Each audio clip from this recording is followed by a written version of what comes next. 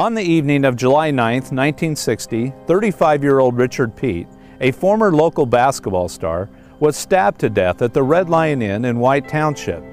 Despite the fact that there was a good-sized crowd around that night, no one claimed to see anything suspicious. How could that be? And how is it possible that 55 years later, no one has ever been arrested for Pete's murder? I'm LeVar McBride, and this is Cold Case, Beaver County.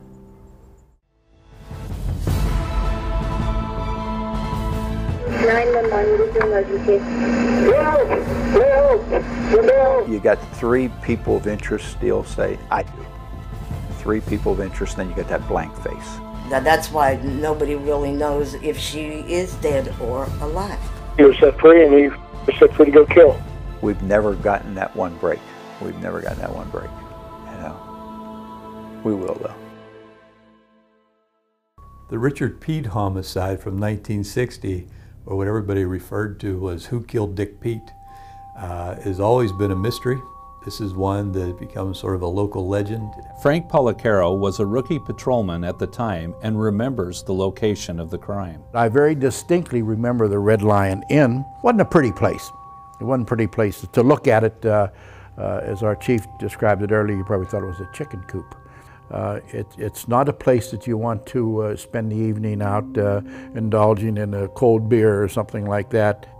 The state trooper who handled the investigation wrote in his report that the Red Lion Inn was a dirty, low-class tavern which is the spawning grounds for any and all type of fights, such as the fight which led to the death of the victim in this case. Ross Kiefer's son remembers all of the calls his father responded to at the bar. And there were times down at Red Lion, he was called down there so many times, I don't know. Sometimes it was so dark in there that he would herd him out under the street light so he'd know who he's talking to. Dick Peete was so to speak, was a well-recognized guy in Beaver Falls and probably one of the best basketball players that come out of the city of Beaver Falls. On the night of the stabbing, Peete was in the bar with his wife Melva, her sister Audrey West, and their friend William Alford. A dispute erupted among the small group and it spilled out into the parking lot. While Ross was on the property, Dick Peete gets stabbed, and all indications from the police report, only one of three people could have stabbed Dick Peete.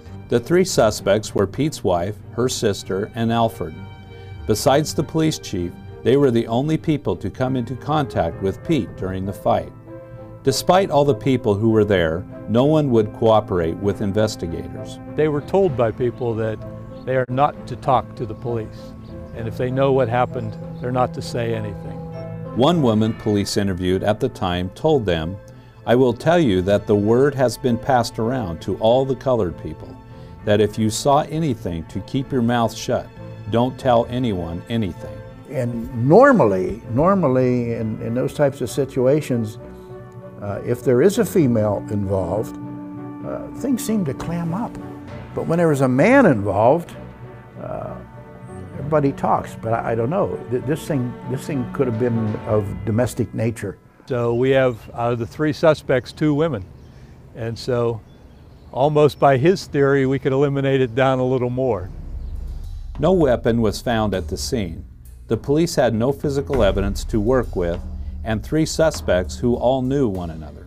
During the investigation, the police did find a knife they thought might be connected to the murder, but they had no way to prove it. If this would happen now, almost every bar has video cameras. The parking lots have video cameras. We might have had something from video.